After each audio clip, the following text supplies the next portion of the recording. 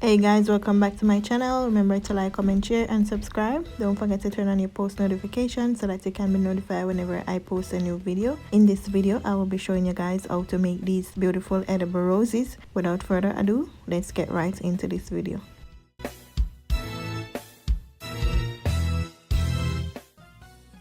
So guys, the first thing that you will need is some fondant, which I will be coloring to show you guys. So all I did was to place some food coloring onto the fondant so that I can get the desired color that I wanted.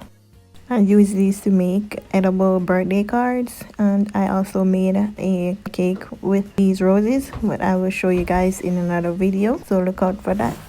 So guys, remember that super chat, super stickers, super thanks and membership is active.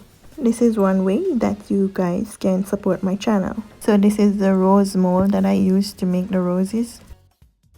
So all you have to do right here is to take a small piece of the colored fondant, roll it up inside your hands and then place it into the rose mold hole and you will get your roses.